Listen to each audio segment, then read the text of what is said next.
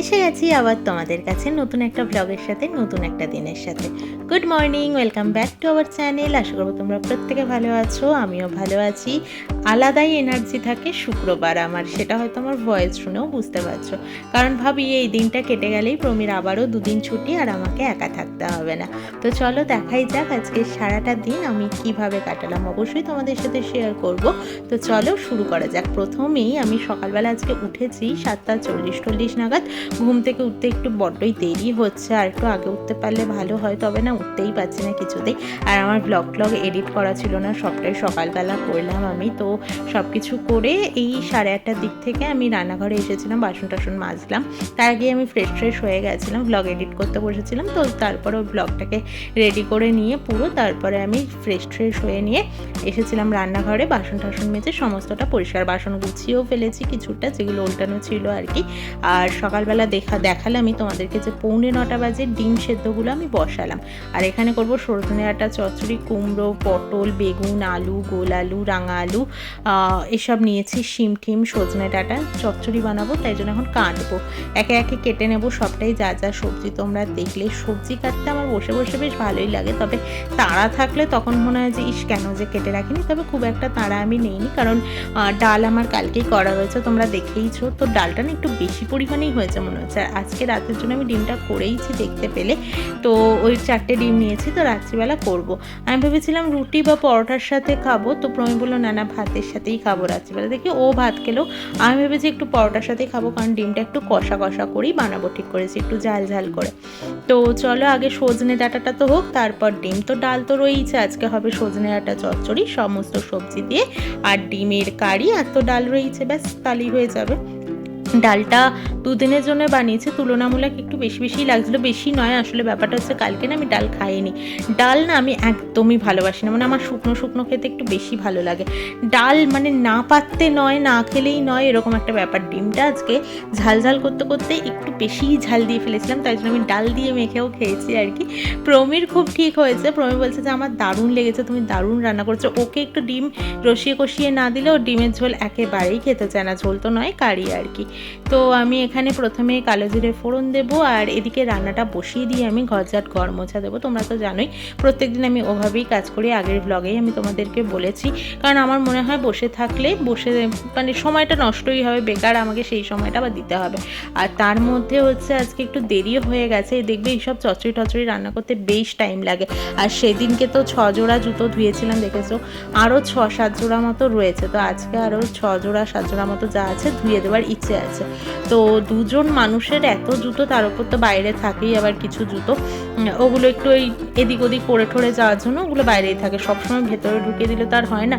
আর আমরা সুরাক কিনবো ভেবেছিলাম, তো তারপর এখনও কিনিও নি, অর্ডার দিইও নি, আর আপাতত কিনবো বলে ভাবছিও না।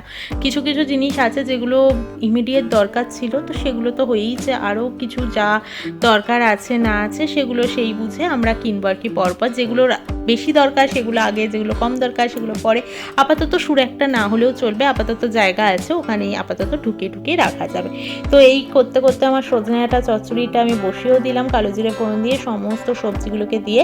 এবার এটাকে একটু ঢাকা চাপা দিয়ে ভাজা করার মতো আর কি, সবজিটাও সেদ্ধ হবে।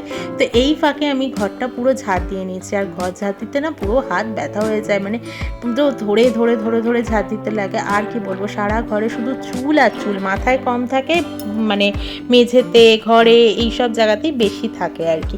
দেখাচ্ছিলাম তোমাদেরকে যে আমার ঘর ঝাড় দেওয়া হয়ে গেছে, দেখো কোনো সোফার ওখানটা গোছানো হয়নি, গোছাবো। ডিমটাকেও আমি ভেজে নিয়েছি, এখানে পেঁয়াজ কেটে নিয়েছি, এখানে মশলা করে নিয়েছি। ওই মশলাতে রয়েছে হচ্ছে টমেটো, আদা, রসুন, কাঁচা লঙ্কা, এইসব। পেঁয়াজ তো আমি কুচি করেই নিয়েছি। সব ঘরের ফ্যান চলছে, কারণ আমি ঘর মুছেছি। এই ঘরটার ফ্যান চালাইনি বলে দরজা দিয়ে দিয়েছি। আসলে ওই ঘরের ফ্যানের সুইচটা না একদমই বেডের পাশে, আর আমরা যেহেতু আপাতত কালকে রাতে একটু আমরা নিচে ওই ঘরটাতে শুয়েছি, প্রমি বলে চলো একটু ওই ঘরে শুয়ে দেখি। তো আমরা নিচে বলছে অনেক দিন নিচে শুইনি, সেই এসে শুয়েছিলাম, তো তাই জন্য এখন ওই ঘরটায় শুচ্ছি। আর সুইচটা বড্ড বাজে জায়গায়, পুরো ওই ওপরটা দিয়ে গদির ওপর দিয়ে যেতে হবে। আর দেখলে ওই বাড়িটাতেই আজকে গৃহ গৃহপ্রবেশ আছে, আজকে আছে জানো তো, ওরা কালকে সাজিয়েছিল। আর দেখো কি ভালো লাগছে না গোলাপ দুটোকে। এই করতে করতে আমার ডিমটাও তো কমপ্লিট হয়েই গেছে ঘরটার মুছতে মুছতে। তো এবার এলাম রান্নাঘরটাকে পরিষ্কার করতে। বাসন টাসন আমার মাজা হয়ে গেছে। রান্নাঘরটাকে একটু গ্যাসটাকে ঘষে ঠষে দিয়ে ভালো করে কসবাই দিয়ে ভালো করে ঘষে মেজে নিয়ে মানে গ্যাসও মাজছি আমি আর কি। তো যাই হোক ঘষে টষে পরিষ্কার করে দিয়ে তেল ঠেল ছেটে দেখবে রান্না করতে গেলে একটু যতই সাবধানে ঢেকে চেপে করি না কেন তারপরেও। আর নিচটায় ওই কড়াইটা জল থাকে, আমি তো একটা কড়াই ধুয়ে বসাই তোমরা জানো। তো ওই করতে গিয়ে জলটা নিচে পড়ে একটু। তো এই দেখো ক্যামেরা গেছে আমার পড়ে, তো আবার ঠিক করলাম, মানে ক্যামেরাটা পড়ে গেছে বলতে শুয়ে পড়েছে। এরকম তো আমাদের সাথে হতেই থাকে, কি আর বলবো। তো এবার গ্যাসটাকে ভালো করে মুছে নিলেই মোটামুটি কাজ আমার হয়ে যাবে। আর আজকে না আমার অনেকটা লেট হয়ে গেছে। আজকে প্রমি বেরিয়ে যাবে, তারপর আমাকে স্নান করতে হবে মনে হচ্ছে, কারণ অনেকটা লেট হয়ে গেছে। আর শুক্রবার প্রমি টিফিন নিতে চায় না, বন্ধু বান্ধবদের সাথে কিনেই খাবারটা খায়, তাই জন্য আজকে প্রমির টিফিনটা আমি করবো না। আরেকদিকে দেখো ইন্ডাকশনে হচ্ছে আমার ভাতটা হতে হতে এই দিকটা আমার পরিষ্কার হয়ে যাবে। আর কেন বলো তো, আমি ইচ্ছে করলে স্নানটা করতেই পারতাম, কিন্তু স্নানটা করে নিলে আমি জুতোগুলো মাজবো আবার কখন, তাহলে স্নানের পরে আর জুতো ফুতো মাজতে ইচ্ছে করে না। তো ওই জন্যই আরও পড়েছিল যে কদিন ধরে তাড়াহুড়ো করে স্নান হয়ে যাচ্ছিল আর তারপরে জুতো টুতো মাজা হচ্ছিল না। তাই ভাবছিলাম যে জুতোগুলো পরিষ্কার করে দিয়েই তারপরে আমি স্নান করব, তাই একটু লেট করলাম। নাহলে যদি শুধু স্নান করতে যেতাম তাহলে হয়েই যেত। তো প্রমি পুজো টুজো দিয়ে ও খেয়ে দিয়ে বেরিয়ে যাক, তারপরে আমি আজকে স্নান দান করবো এই আর কি। তো ভালো করে এই গ্যাসটা না ভালো করে পরিষ্কার করে রাখলে না তেল বসে যায় পুরো, তো ওটা দেখতে ভালোও লাগে না। আর জানি না এই এখনও অবধি আমি দেয়ালটাকে তেলে হতে দেইনি, রোজ মুছে নিই তো তাই জন্যে মানে উল্টো দিকে দেয়ালটাতে প্রচণ্ড ছেটে ওই আর কি। তারপরে দেখবে রান্না করতে করতে তেলের ভাব, আমি তো মাঝে মধ্যে ভাবি যে ফ্রিজটাও না একটা টাইমে তেলে হয়ে যায়, যেহেতু রান্নাঘরটা পুরো খোলা হওয়ার চান্সেস খুবই কম, যেহেতু বড় খোলা রান্নাঘর। বদ্ধ রান্নাঘর থাকলে এটা বেশি হয়, জানি না হবে কি না। তো যাই হোক, আর তোমাদেরকে পাশে চাই। আমি জানি না ভিউজ আবারও একটু কমে গেছে মাঝে, তাও ঠিকঠাক হচ্ছিল, আমার আন্দাজে ঠিকঠাক হচ্ছিল। আমি একান্তই মানে অনেকটা একবারে হবে এরকমটা একেবারেই আশা করি না। তো আমার আন্দাজে মনে হচ্ছিল না ঠিক আছে চলো এভাবেই হোক, কিন্তু আবারও ভিউজটা কমে গেছে। প্লিজ তোমরা আমার পাশে একটু থেকো, এভাবেই তোমাদেরকে পাশে চাই এই আর কি। তো দেখো এখানে আমার সবটাই হয়ে গেছে, ভাত হয়ে গেছে, ডাল হয়ে গেছে, আর ডাল তো ছিলই গরম করলাম। আর এই যে হচ্ছে ডিমটা, তোমাদেরকে পরে ভালো করে দেখাচ্ছি, দাঁড়ো। ডিমটাও দুর্দান্ত দেখতে হয়েছে, খেতেও না ভালো হয়েছিল, একটু ঝাল হয়ে গেছিলো এই আর কি। আর এই যে চচ্চড়িটা তো একদমই শুকনো, দাঁড়াও ডিমটা তোমাদেরকে ভালো করে দেখাচ্ছি। এই দেখো ডিমটা বেশ ভালো হয়েছে, অনেকক্ষণ ধরে রান্না করেছি। পেঁয়াজগুলো কুচিয়ে যে দিয়েছিলাম, পেঁয়াজ এখন খুঁজেই পাওয়া যাবে না। আর প্রমি এইমাত্র বেরিয়ে গেল, আর আমি দেখো জুতো টুতো ধুয়ে দিয়েছি। আর এবার যাব আমি স্নানের জুতোগুলো ধুয়ে আগে এখানে দিয়ে গেলাম শোকানোর জন্যে।